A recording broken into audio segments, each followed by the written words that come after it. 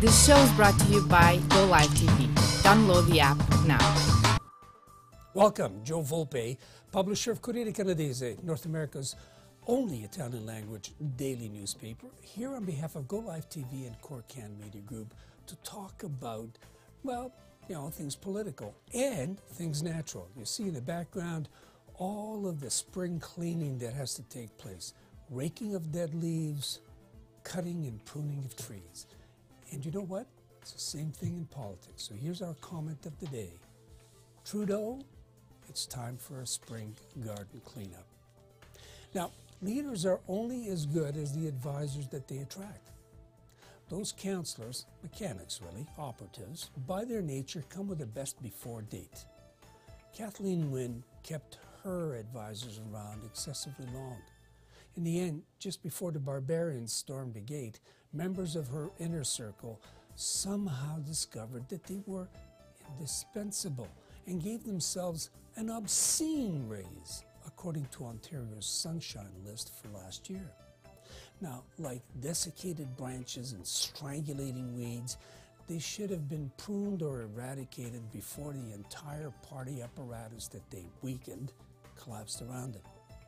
And the leader. Trudeau's itinerary of the last several days suggests that his gardeners are unfamiliar with either the terrain, so to speak, or how to till it, so to speak.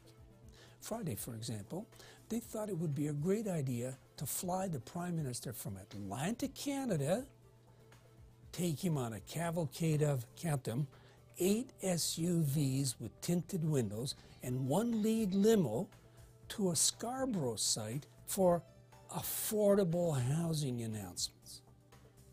Somebody forgot to check whether the parking lot that sometimes is disguised as a highway could get him there on time.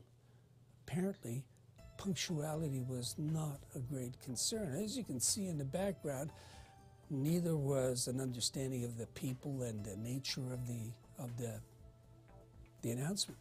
The tour director also forgot to double check for potential unpleasant demonstrations and to make provisions accordingly. Trudeau was drowned out by megaphone competitions and by people more concerned with SNC-Lavalin, Jody Roybold, and Jane Philpott issues. Go figure. Back in the cavalcade, they discovered that the 401 was just as pitiless and unforgiving westbound as it had been eastbound. They could have walked and gotten there faster. A strained Trudeau will not have been happy or ready for his next event or destination. The location was a restaurant located in an industrial area where the party and Minister Hussein, the MP for the area, were to host a function. By the purest of coincidences, I'd been invited to a late lunch at the same location. No, it wasn't the garden that's in my background. The place was soon swarming with security detail and a couple of sniffer dogs. The advance team must have been ensconced somewhere else.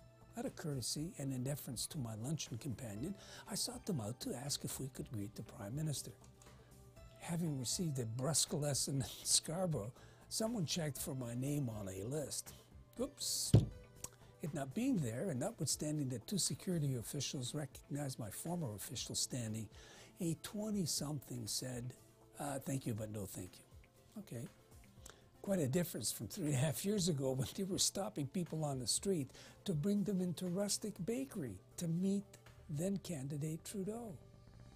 Now later, the tour director had him return to Ottawa, only to fly him back the next morning. The engines on those SUVs no doubt ran all night. Meanwhile, the federal court issued a decision on an application by SNC-Lavalin to reverse the decision by the public prosecutor's office not to give the company a deferred prosecution agreement. Who in heaven's name thought that was a good maneuver? Poor Trudeau's head must have been spinning. On Sunday, over 300 members of the Sikh community gathered in the atrium of Brampton City Hall to protest the lethargy of 14 members of Sikh origin in the government caucus in their lack of protesting the national security report that slurred the community as being in the hands of extremists. So the meeting was part of a prove it or remove it campaign designed to have the offending languages in that report struck.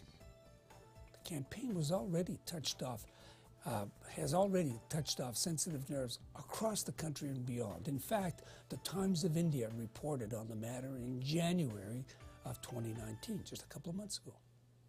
Only one government MP, Sonia Sidhu, attended. Not one of the former cabinet ministers of Sikh origin deigned to attend. Garnet Genui, CPC MP from Saskatchewan, and Jagmeet Singh, NDP leader, they couldn't believe their good fortune. They were roundly applauded for their presence and their interventions. It will have been a particularly galling day for Navdeep Bains, MP for Brampton South Mississauga, and the point man for the area and the community in cabinet. His group was roundly defeated earlier in the week in the elections to gain control over the Dixie Road Gurdwara. Neither he nor any of his activist relatives showed up to Brampton City Hall. Many others, veterans of the public campaign in the post-Air India calamity, who had been at the forefront of safeguarding the community's reputation as they worked for acceptance, respect, and integration, did. Now, Trudeau's tour director had him trying to swing a few votes somewhere else, wherever that was. No replacement spokesman to salvage support, slowly slipping away. Contemporaneously, CPC leader Andrew Scheer launched an aggressive rebuttal to Trudeau's cease and desist threat to seek redress in court if Scheer continued his equally aggressive pursuit of allegations of corruptions on the PM's part. Great weekend for for the Prime Minister's team. Justin Trudeau opted for a personal downtime on Monday. Wonder why? Joe Volpe for Go Live TV, Corriere Media Group, and Corriere Canadese, urging you to follow us on Go Live TV on all social media. Stay tuned for the commentary in Italian and then subsequently in Portuguese. Arrivederci.